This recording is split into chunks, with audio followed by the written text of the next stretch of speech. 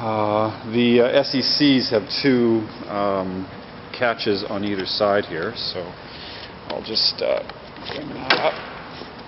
Okay, so, and this is just an engine bay. I used to be really fussy about you know, degreasing and you know, cleaning the engine bay and have it all shiny and polishing the aluminum. And then I started to have some problems with the moisture in there, and since then I just leave engine bays alone. Okay, so this is the container for the hydraulic fluid, and you know, if you're losing fluid, you've got a problem, of course.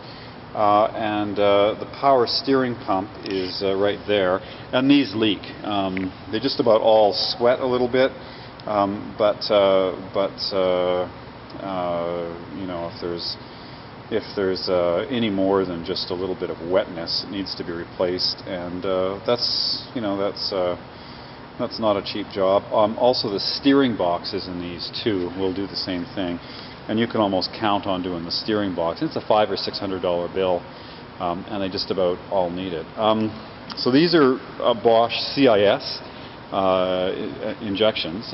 Just about everything from the 80s, from Rolls-Royce to Ferrari to Mercedes to BMW, was all CIS, and they all have similar problems. So the injectors, which you can see under there, right there, let's see that in there. So the injectors will leak after a while, and then there'll be a pool of fuel in the cylinder, and this will manifest itself with difficulty in starting, because it won't want to fire right away because it's too rich, and your idle will be kind of lumpy. It'll take a while for the fuel to be burnt out. So the fix is to, you know, take the air cleaner off, and there's the injectors are about, I think, $50 each times 8, and there's an O-ring in there that needs to be redone.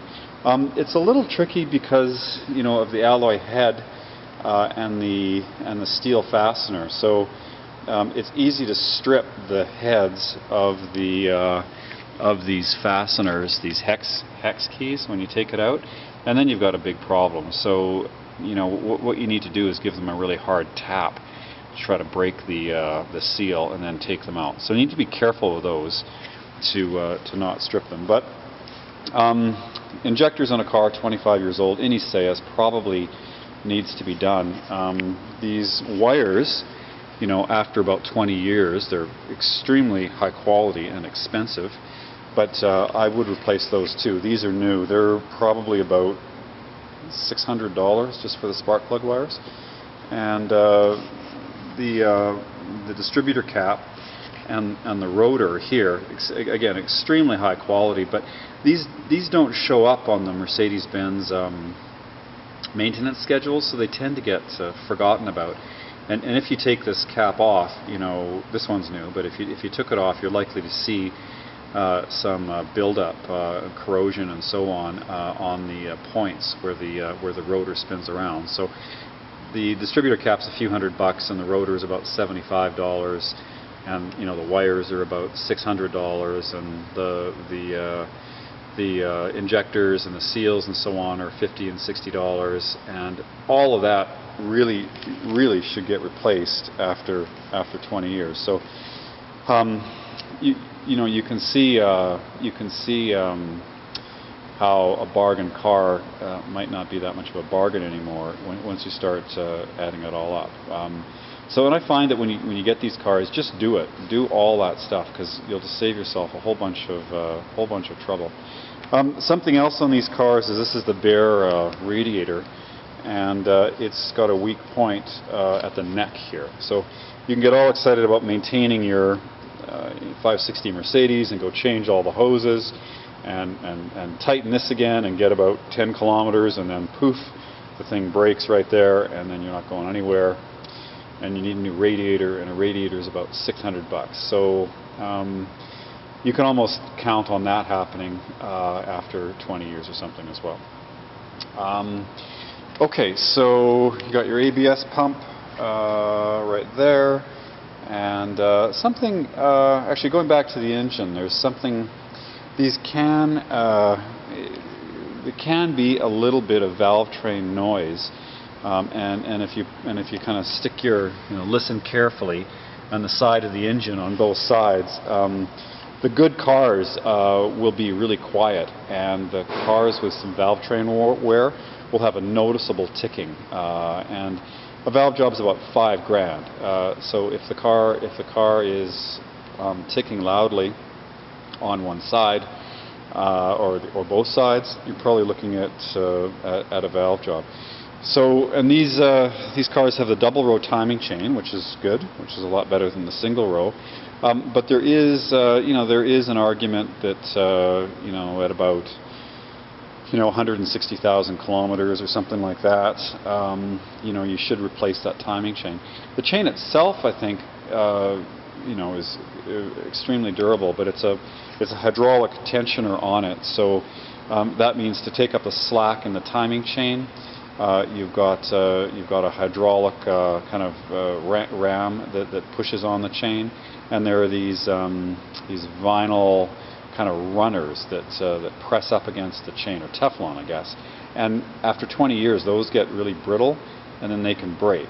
And then when the runners, or these guides, these timing chain guides, they break, a piece can get jammed in the timing gears, and then it can skip and it can blow up your engine. So now one of the ways you can tell if it needs that is if on startup you get like a really loud kind of clacking noise that goes for a few seconds, and then it smooths out. And that noise would be the slap of the timing chain against these guides until the hydraulic timing chain tensioner builds up pressure, and then it puts the pressure on the timing chain, and it doesn't slap around anymore. So if you start the car up from cold and you get this big clacking noise for a little while, that's probably a timing chain replacement with guides.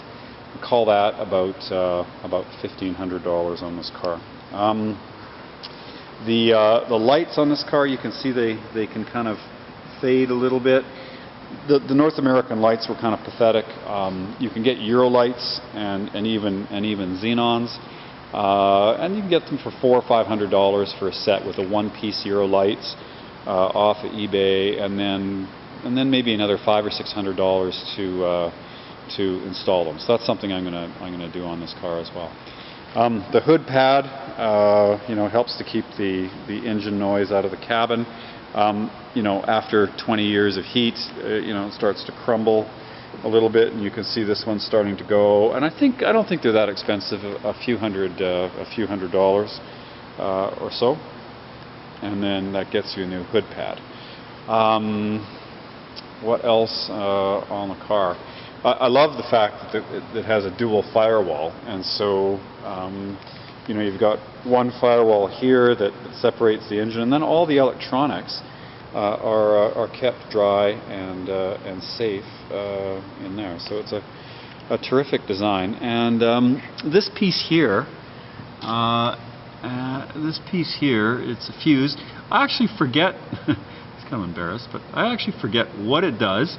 But I know it gives trouble.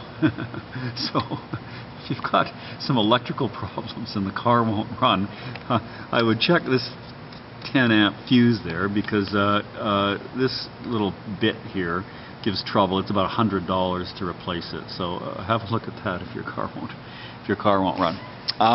Okay, so that's under the engine bay. Also on these cars, the motor mounts will compress. You got to kind of support the engine and then change the motor mounts on them, and you can notice that there shouldn't be any vibration from the engine coming into the cabin. If there is, it's not running right, or if it's running right, the motor mounts and the transmission mounts are shot, and they start out nice and high, and then after 20 years they just get compressed. So you're probably looking at about $1,000 to do the motor mounts. They lift up the engine and support it, and then slide underneath with the kind of these big rubber donuts. Also, the springs in these have been known to break, and you can't tell.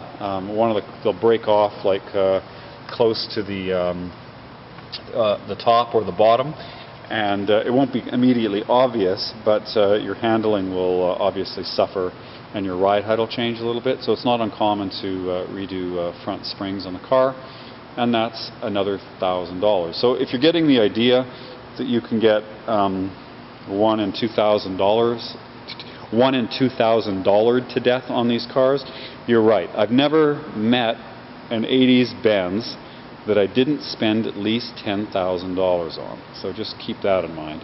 Even if a bad car is free, by the time you get done with it, it won't be a bargain. If you need to buy these cars well, and you need to get them